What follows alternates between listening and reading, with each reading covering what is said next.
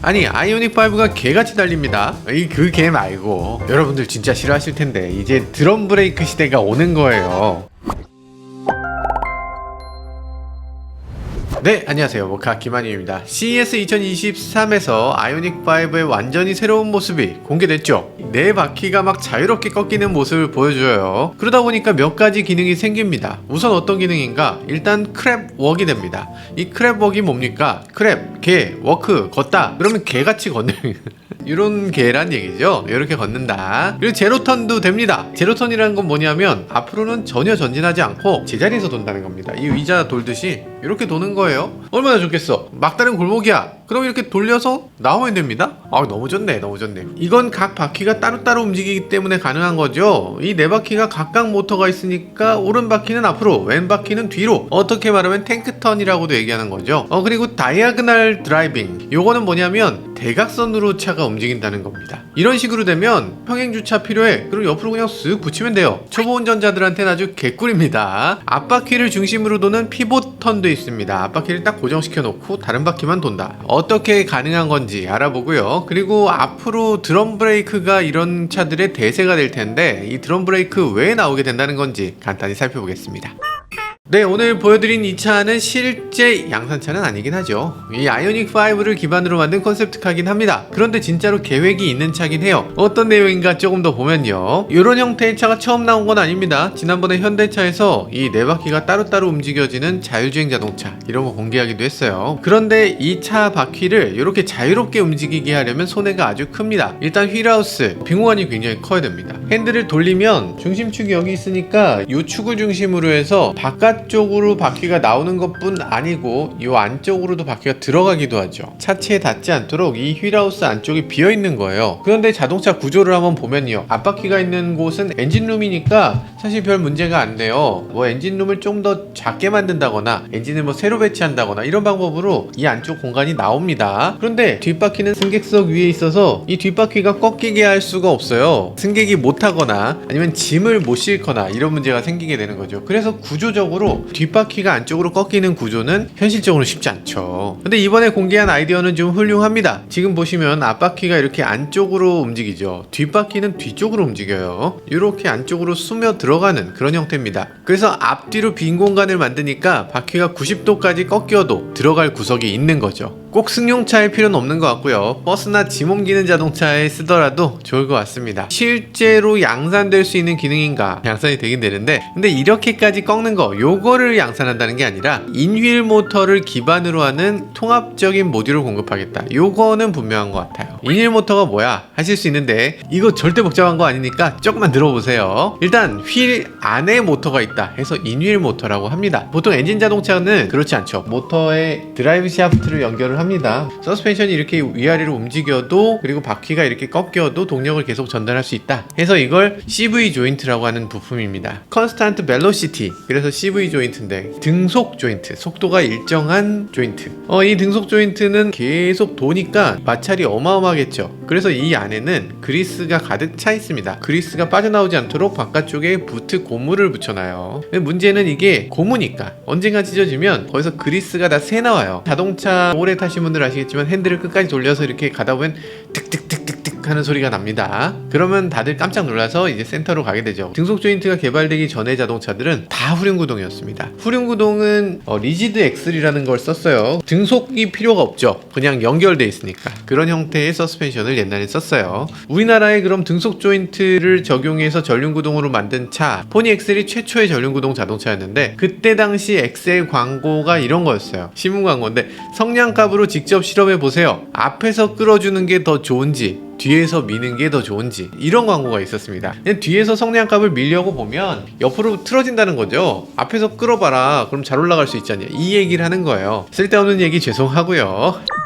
자, 그러면 전기차 시대에는 어떻게 되나? 똑같습니다. 전기차도 이 CV 조인트가 그대로 있어요. 왜냐하면 모터가 엔진룸 쪽에 있잖아. 등속 조인트가 꺾이는 각도를 생각해보면 기껏 해봐야 45도? 그 정도도 힘듭니다. 근데 바퀴가 지금 보면 90도씩 꺾여서 이 차가 옆으로 가잖아. 이렇게 90도로 꺾이는 건 등속 조인트는 불가능합니다. 그게 가능하게 한 게 인휠 모터의 특성이라는 걸 보여주는 거예요. 어떤 상황에서든 꺾이고 달리고를 다 할 수 있다는 겁니다. 아주 좋죠? 게다가 모터가 바퀴 안에 있으니까 바퀴를 달수록 자동차가 세지겠죠. 4바퀴면 모터가 4개 붙을 수 있다는 얘기입니다. 큰 거 하나를 붙이느니 바퀴마다 따로따로 모터를 달면 더 좋지 않겠냐라는 거예요. 출력을 놓고 보면 20kW 수준, 27마력이니까 4개 합치면 108마력. 이 정도면은 작은 차에 끼울 때 딱 괜찮죠? 캐스퍼 보면 76마력이고 터보가 100마력이거든요. 캐스퍼 터보보다 강하다. 전기 모터니까 또 더 잘 나간다. 이런 것도 볼 수 있을 것 같아요. 모비스가 내놓은 이런 콘셉트카인데요. 이 자동차를 소개하는 게 아니고 모듈을 소개하는 겁니다. 그래서 이 바퀴 모듈이 뭐냐면 이걸로 조향, 제동, 현가, 구동까지 다 해결해주는 모델이라는 거죠. 조향 뭔지 아시죠? 핸들을 돌려서 차가 그리로 꺾이는 거. 그럼 지금은 어떻게 하나? 샤프트가 핸들 뒤에 있을 거잖아요. 막대가 이렇게 톱니를 돌려요. 톱니가 맞물리면서 양쪽 끝에 있는 막대를 움직여요. 그래서 바퀴가 이렇게 꺾이게 하는 거. 이런 식으로 움직이는데 많은 분들이 오해들을 하십니다. 요즘 핸들은 모터로 돌린다더라. 이런 분들 계세요. 아닙니다. 아니에요. 유압식이다, 모터식이다 뭐 이런 것들은 어디까지나 어시스트입니다. 모든 자동차 핸들은 이 샤프트를 거치고 렉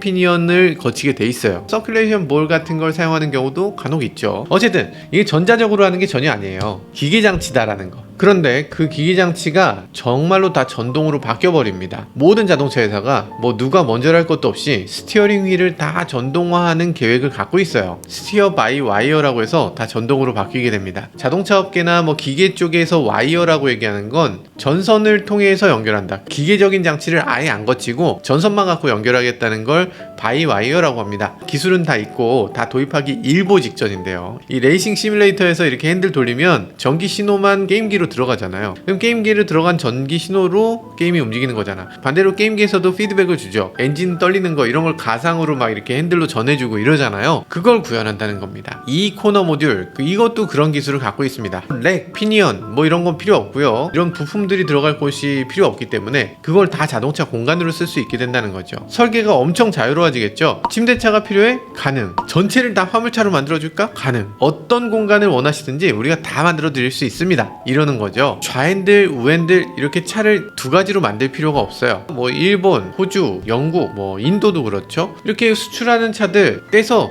옆에 그냥 부착하면 되는 거죠. 참 쉽죠? 원가도 더 절감할 수 있고 하니까 당연히 자동차 회사들 스티어 바이 와이어로 가려고 하겠죠. 이 이코노 모듈의 가장 핵심은 인휠 모터인데요. 내연기관차 효율을 보면 어느 정도 될까? 예를 들어서 100%의 가솔린을 태웠을 때 그 가솔린 태운 것 중에 몇 퍼센트나 실제로 이 차를 움직이는 데 사용하게 될까? 몇 퍼센트일 것 같으세요? 적은 경우는 19%입니다. 정말 효율이 좋다고 해봐야 30%예요. 태우면 실제로 차 움직이게 하는 것보다 버려지는 게 70%, 80%입니다. 엔진 구조상 열 에너지가 막 나오잖아요. 그리고 뭐 직선 운동을 회전 운동으로 바꾸기도 하고. 지금 생각해보면 대체 왜 이런 생각을 했을까? 이런 생각이 들 정도로 이게 말이 안 되는 구조예요. 그럼 전기차는 어떤가? 전기차의 효율은 80%가 넘습니다. 에너지 대부분이 그냥 그대로 살아서 이 동력원으로 사용된다는 거죠. 그런데 이걸 인휠 모터로 하게 되면 거기서 한 단계 더 나갑니다. 그 모터를 이용해서 드라이브 샤프트를 거치고 등속 조인트를 돌리고 이러는 걸 안 하니까 95%의 에너지를 그대로 동력으로 활용할 수 있다. 이렇게 얘기합니다. 80%가 95% 됐다. 이것만 해도 15% 향상이잖아요. 그러니까 400km 주행하는 전기차가 460km를 주행하게 된다. 어우, 괜찮지 않습니까?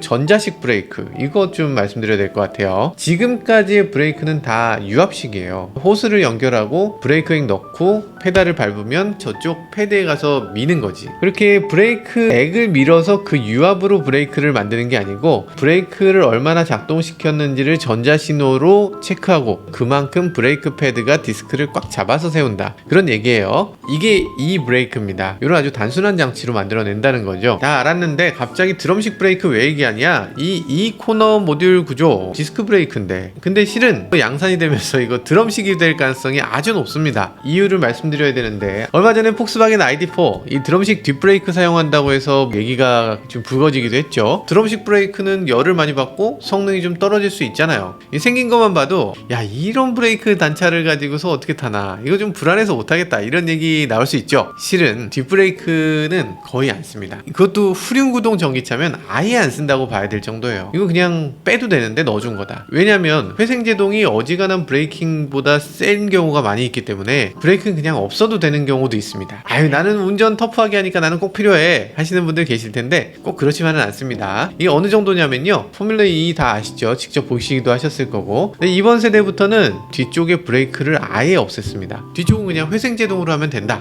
이런 논리죠. 전기차 시대가 되면서 드럼식 브레이크 다시 한번 생각하게 된 거죠. 저는 드럼식 브레이크 싫은데, 좀 저는 브레이크는 이렇게 생겼으면 좋겠어요. 직경 크고 이게 디스크로 딱 멋있게 돼 있어야죠. 드럼식은 다른 건 다 모르겠는데 디자인이 너무 못생겼어. 드럼식이 이래서 좋네 저래서 좋네 아무리 얘기해도 저는 드럼 브레이크가 유행하진 않았으면 좋겠습니다. 그런데 안타까운 건 이게 반드시 유행할 거란 얘기죠. 드럼식 브레이크 쓰게 되는 가장 첫 번째 이유 뭘까? 환경 규제가 너무 심해져요. 일단 미세먼지가 어디서 나오냐? 자동차에서 많이 나오는데, 그게 우리가 생각할 때는 배출가스에서 많이 나온다고 생각하잖아요. 근데 배출가스에서 나오는 양은 지금 꽤 줄어들었습니다. 거의 없어요. 특히 디젤은 가솔린에 비해서 미세먼지가 덜 나와요. 모르셨죠? 또 모르실 만한 게, 자동차 배출가스에서 나오는 미세먼지보다 훨씬 많은 양이 자동차 타이어에서 나옵니다. 타이어가 미세먼지 발생 1등이에요. 초미세먼지는 아니긴 하지만. 그리고 브레이크에서 나오는 양도 상당합니다. 독일 차들 운전해 보시면 아시겠지만 휠 같은데 안쪽 보면 새까매져요. 그래서 먼지가 그만큼 나온다는 거죠. 옛날에는 이게 또 심각하게 브레이크 패드에 성면을 썼습니다. 심각한 발암 물질이 됐죠. 근데 요즘도 사실 카본 브레이크 쓰게 되면 카본이 가루로 나오기 때문에 지금 한창 문제가 되고 있죠. 자동차 바디 만들 때도 옛날엔 카본을 굉장히 적극적으로 썼는데 요즘은 좀 주춤하는 이유가,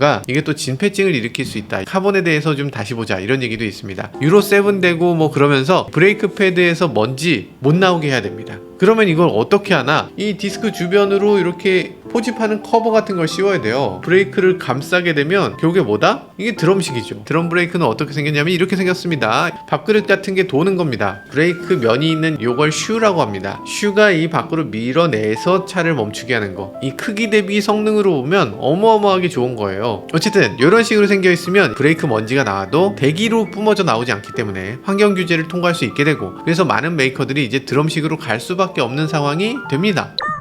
드럼식 브레이크 세상이 되는 이유 두 번째, 여러 가지 면에서 연비에 도움이 된다. 디스크 브레이크를 보시면 이만한 게 도는 거예요. 옆에 캘리퍼가 또 이만한 게 있습니다. 캘리퍼 안에 이 피스톤이 있죠. 이게 피스톤이 하나면 1P, 양쪽에서 밀면 2P, 양쪽에서 3개씩 밀면 뭐 6P. 감싸는 힘이 버텨지려면 이 캘리퍼 어때야 되겠어요? 굉장히 강한 물건이어야 되죠. 디스크 자체도 부서지지 않으려면 굉장히 두꺼워야 됩니다. 무거울 수밖에 없는 그런 구조라고 할 수 있어요. 더 무거워진 걸 제동해야 되니까 커지면 그만큼 세우기 힘들어지는 문제가 생기죠. 근데 문제는 세울 때만 힘든 게 아니고 출발할 때도 힘듭니다. 출발할 때도 이만한 걸 돌리는 게 아니고 이만한 걸 돌려야 되니까 연비가 나빠집니다. 그리고 바퀴가 무거우면 이 서스펜션도 힘들어요. 스프링 하 질량이라고 하는데, 바퀴가 있는 윗부분은 좀 무거워도 뭐 그러려니 할 수 있는데, 이 스프링 아래 이 바퀴 자체의 무게는 막 움직일 때 무거우면 이게 이 안에서도 관성이 생기겠죠. 그러니까 이 스프링 하 질량은 최대한 가볍게 해야 됩니다. 그래야지 위아래로 빠르게 움직이면서 이 승차감이나 연비나 성능도 향상시킬 수 있는 거죠. 자, 어쨌든 이 모듈을 보면요, 모듈 자체의 무게도 상당할 것 같잖아요. 얼핏 봐도 저거 한 50kg 될 것 같은데, 이렇게 무거운 모듈을 갖고서 여기다 디스크 브레이크를 넣을 수 있을까? 쉽지 않겠죠. 반면에 드럼 브레이크 딱 보면 일단 가벼워. 돌 때도 가벼우니까 디스크 브레이크보다 훨씬 더 연비에 도움이 됩니다. 브레이크 방식도 달라요. 디스크 브레이크는 아시겠지만 브레이크를 밟으면 누르는 기능이 있는데 리턴하는 기능은 없습니다. 도는 동안에 이게 계속 스치는 겁니다. 반면에 드럼 브레이크는 리턴하는 기능까지 있어요. 기존 드럼 브레이크는 에어갭이 상당히 넉넉했죠. 요 사이에 이만큼 에어갭이라고 해서 넉넉하게 해야 이게 안 닿으니까 갭이 있게 되는데, 브레이크가 다르면 다를수록 점점 에어갭이 커졌겠죠. 그러다 보니까 이 대응하는 게 늦다, 이런 얘기가 있었는데, 이걸 바이와이어로 가장 빠르게 접근할 수 있도록 소프트웨어적으로 요 갭을 제어하게 됩니다. 그래서 이제는 디스크 브레이크보다 오히려 즉각적인 대응이 된다, 뭐 이런 얘기들을 하고 있어요. 드럼 브레이크 세상이 올 거다라는 이유 세 번째, 요즘 자동차 회사들 보면 공장을 스마트 공장으로 바꾸고 있다고 했잖아요. 스마트 공장이 되면 제일 먼저 하려고 하는 게 뭐냐면 찍어서 팍팍 나오게 하는 겁니다. 그러니까 일론 머스크가 항상 내세우고 있는 게 우리는 자동차를 용접해서 만드는 거 이상해요. 그렇게 안 하고 우리는 그냥 자동차를 주문해 놓고 빡 찍어서 그냥 빡 나오는 거예요. 이런 식으로 얘기하잖아요. 모든 과정을 다 그런 식으로 빡빡 찍어서 나올 수 있도록 하려고 노력하는 겁니다. 이제 앞으로의 미래의 공장은 다 그런 식으로 가는 거예요. 차가 팍팍 찍어서 나오려면 액체가 거의 없는 게 첫 번째입니다. 액체는 이 생산 라인의 적입니다. 도장 라인 한번 보세요. 생산 라인에서 다른 것들은 찍어서 쿵쿵쿵 하고 금방금방 내보내면 되잖아. 근데 도장은 얘기가 다릅니다. 장비가 일단 제일 커. 이 녹은 액체에다가 풍덩 담그죠. 나와서 말려. 그 다음에 도장을 해. 또 말려. 하도, 중도, 상도, 클리어 이렇게 도장하죠. 과정이 장난 아닙니다. 도장 가능한 상태로 항상 이렇게 유지하는 거, 이것도 보통 일이 아니에요. 파업하고 뭐 공장 다 멈추고 이런 경우에도 최후까지 이렇게 보루로 삼고 있는 게 도장 라인. 냉각수 이것도 열받죠. 언젠간 저거 없애야지.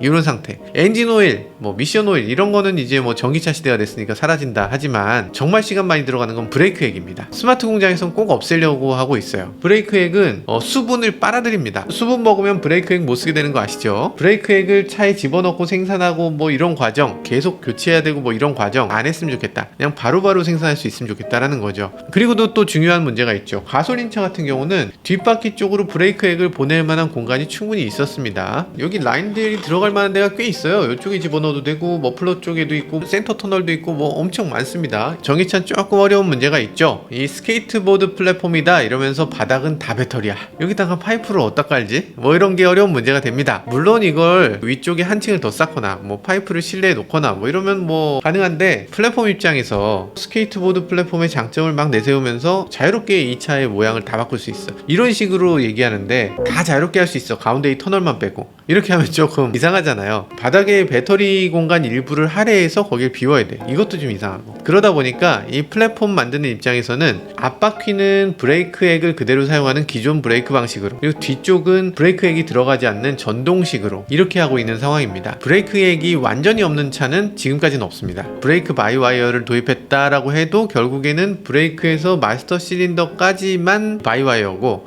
결국 실린더에서 액을 밀어줘서 각 브레이크로 전달되는 거예요.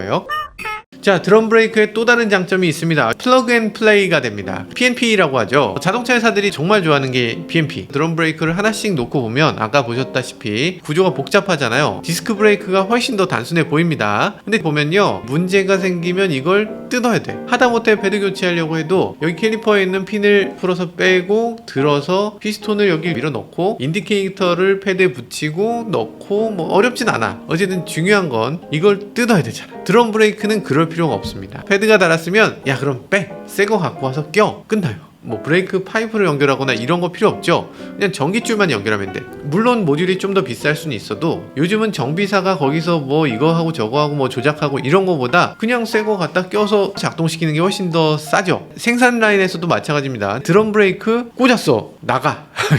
이렇게 쉽게 생산하는 거 당연히 선호하겠죠. 문제점은 없나? 당연히 문제점이 있죠. 사실 저는 기계를 더 믿는 사람이어서 전자적으로 작동되는 건 좀 불안하게 느껴집니다. 일단 기계는 눈으로 보이잖아요. 이 원리 같은 것도 보면 잘 따라가다 보면 다 알 수 있어요. 브레이크를 밟았을 때 작동 안 될 가능성 없죠. 브레이크는 반드시 작동됩니다. 근데 브레이크가 만약에 연결이 안 돼 있다, 그리고 신호만 가고 그 신호를 받아서 차를 세운다. 와, 이건 좀 불안합니다. 형이 그럴 줄 알고 준비했어 하면서 이중화를 한다고 하는데요. 결국에는 이제 유압식을 이중화로 쓰게 되면 어쨌든 파이프 있고 어쨌든 브레이크액 들어가고 그러면 아무 소용 없잖아요. 그래서 이제는 이 이중화도 당연히 전동화로 합니다. 브레이크 작동시켰을 때 그 전선이 문제가 될 수 있으니까 전선을 하나 더 깝니다. 그래서 두 가닥으로 서로 다른 선으로 가요. 그래서 하나가 완전히 페일이다 할 때 다른 하나가 어쨌든 작동돼서 차를 멈춰 세울 수 있게 그렇게 한다는 게 요즘의 이중화입니다.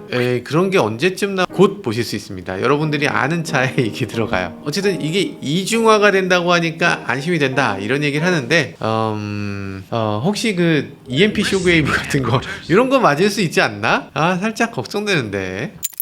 네, 처음에 자동 변속기가 나왔다 했을 때 사람들이 정말 욕 많이 했습니다. 자동 변속기 뭐 힘없고 뭐 운전 재미도 없고 그게 왜 필요하냐, 너 왼쪽 발 없어? 뭐 이런 식으로 얘기했던 그런 시절이 있었어요. 이제는 다 자동 변속기 쓰죠. 처음에 MDPS 나왔을 때 게임기야 게임기 뭐 이러면서 다들 욕했죠. 근데 지금은 다 쓰죠. 전기차 시대가 되면요 아마도 이런 일들이 더 많아질 겁니다. 가솔린 자동차들 보면 사실 차종이 그렇게 많지 않잖아요. 소나타를 갖고 택시로도 타고 패밀리카로도 타고 업무용 차로도 타고. 근데 전기차 시대가 되면 좀 더 자동차를 자유롭게 만들 수 있게 돼서 이 각 산업별로 개인별로 아주 다양한 자동차들을 요구하게 될 겁니다. 자동차 업계는 이런 요구에 빠르게 대응하게 될 거고요. 그렇게 빠르게 대응하려면 결국엔 원가 절감 정말 중요하고 이 효율적인 자동차 설계, 대량 생산 이런 것들 정말 중요해진다 이렇게 볼 수 있습니다. 그래서 결론, 자동차는 꼭 사람들이 원하는 방향으로 흘러가는 건 아닌 것 같습니다. 네, 지금까지 저는 모카 김한영이었습니다. 감사합니다.